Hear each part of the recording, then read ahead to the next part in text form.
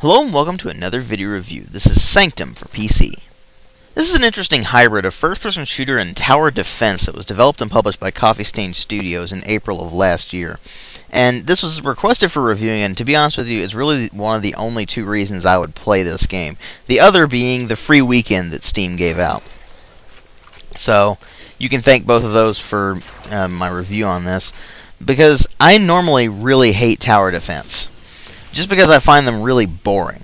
And I don't really know why. Maybe it's just that I don't like sitting there building a kind of a maze pattern and then just watching as this line of enemies goes along and gets slaughtered by your defenses. But I've just always found the genre boring. And so the question becomes, does making it a first-person shooter and tower defense game kind of liven it up a little bit, or does it really not do anything to take that tower defense and make it unusual and unique? Well, as far as presentation goes, it does run on Unreal Engine 3, and as such it bears a lot of the same hallmarks that a lot of Unreal Engine 3 games have. For instance, the textures take a little bit of time at the beginning of a map to load in. That's not a big deal. It doesn't happen in such a way that the original Unreal Engine 3 games did, where it took forever for that to happen. So that's a positive thing. But I've got this thing on the maximum detail, and I'm not very impressed by it. The character modeling and animation in particular is pretty unimpressive. I mean, the enemies kind of shamble about or they skitter. That's kind of it. There are a few flying enemies that don't really impress all that much either. And in fact, the art design is a little too sterile in a lot of ways. There's so much white, and it kind of makes the bloom lighting a little bit annoying to look at, to be honest with you. They went for this very sci-fi vibe with the visuals, and it ultimately makes it almost too clean in just the appearance of it. And so I didn't really get impressed by the visuals all that much, even though the environments themselves are surprisingly well detailed, and especially in the backgrounds, which look surprisingly very, very good. And there are faint glimpses here and there of lush greenery and everything that would have made the visuals pop out just a little bit more, but instead we get mostly white sci-fi stuff, and it's not all that great. Sound design, on the other hand, it's bad. It's that simple. The sound effects themselves are just really unimpressive. They don't really pack a lot of oomph, like the gunfire, for instance. It's not impressive at all. It doesn't have a lot of beefiness to it, I guess is the way I would put it. The music itself it's okay at best, but it's really nothing all that memorable, to be honest with you. Just your standard kind of soundtrack of techno-ish kind of music mixed in with a more serene feel. It's not fully techno, but it's not fully like orchestral, for instance. It's kind of a weird mix that's all synth. So the music itself, while it sort of fits the game, it's just not impressive. And then there's the voices, which is, there's only one voice in the entire game, apart from like the announcer kind of thing. And that is the character you play as, and your character is ungodly annoying. So that doesn't do any favors for the game either. So does the gameplay really up the ante from the presentation, because the presentation fails to impress. And ultimately it does fall down to the gameplay itself, because there really isn't a storyline, and in fact you wouldn't know there was one unless you looked it up.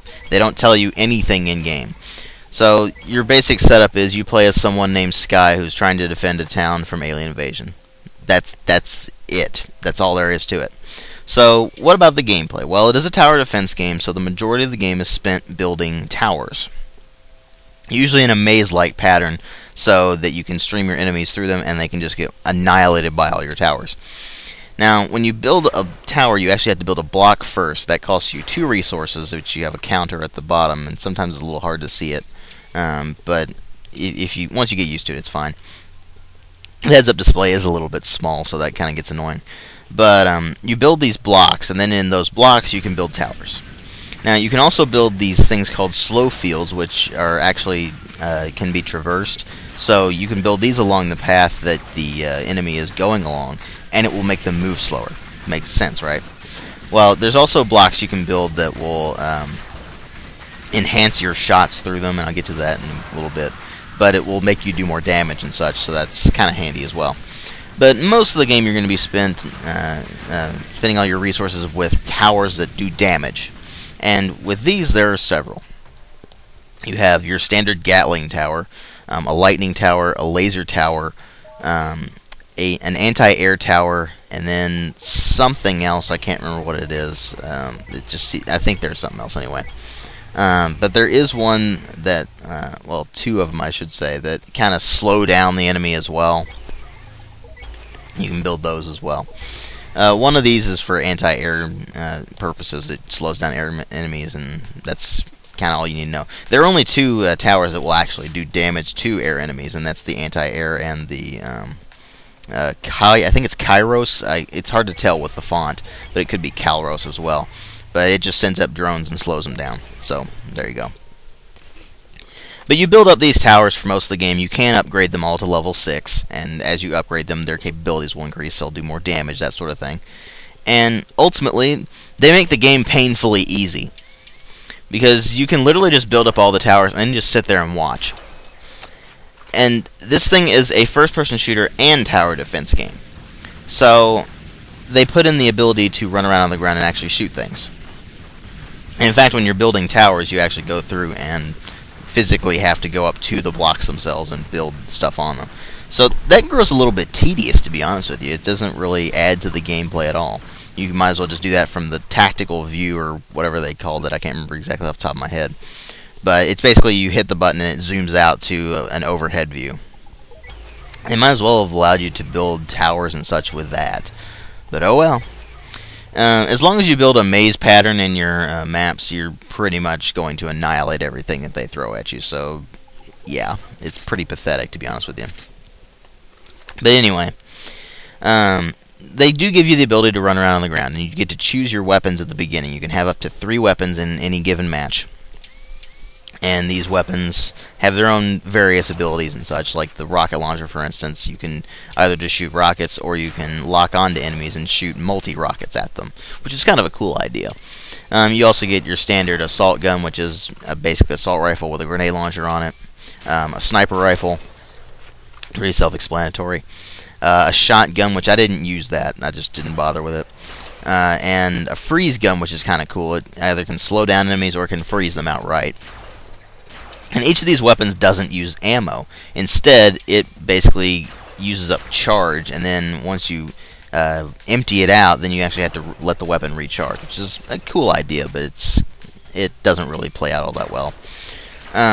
But when you're actually upgrading towers as well, you can also upgrade your weapons if you hit the key to switch over to them. And these can also upgrade to level 6. So you can upgrade your weapons, and they increase in capability. They can increase in number of shots they can hold. Like the sniper rifle starts out at 1 shot, and eventually you can get it up to 4. So that's kind of handy. But they also have just this feeling where they tell you to run around on the ground and shoot things in addition to your towers. You don't have to. And in fact, it's sometimes more economical just to sit there and watch. And on certain maps, it's a little bit better to run around and such, but really, the game is still painfully easy. Your core will almost never reach 0%, and thus you lose the game, mostly because it's just that easy. I even had to handicap myself by not giving myself anti-air defenses and just taking them down by myself, and I was still not phased. So this game is ridiculously easy, and this was all by myself, by the way. This was in single player, which is just a level select system where you have to play the previous level before you can play the next one. And it's just all of the maps from the game, so it's not that big of a deal. There's no storyline in between them, it's just a bunch of maps. So it's kind of that. But it does work, and it's okay, and it does give you a tutorial, so that's kind of nice. But I thought what was going to be this game's saving grace was the multiplayer. So, of course, I go and try to play it online.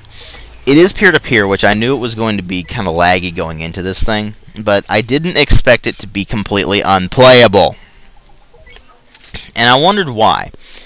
Partly because you can't find out what your latency is. There's no ping control thing at all. It doesn't show you what your ping is. There's no, like, console-style bars. There's no PC-style number. You got nothing. In fact, it only tells you where the country is in which this game is being hosted. US, CA, FR, etc., etc., so on and so forth. It's awful. And when you go into these things, you're going to find that they're going to be horrendously laggy for a lot of them. So I couldn't play this thing. Every server I joined was completely unplayably laggy, which is kind of a pity, because I was looking forward to actually trying to find some enjoyment out of this thing through multiplayer, but I couldn't. I've never liked tower defense, and this one is no exception. And, I mean, if you like tower defense, even then, you're probably not going to like it. I've talked to people who do like tower defense, and they don't like Sanctum, because it is way too easy. So, you got the issue of it being a little bit too clean, a little bit too samey. Literally the enemies all look the same. They just have different models. They have the same textures and such, that so they all look pretty much the same. And I mean, that makes sense, but still, they're just boring. And since you can't die in this game, they always just knock you out of the way as opposed to do damage to you or anything. So the game is painfully easy. It's got very little variety. There's really no point to doing a lot of the FPS mechanics.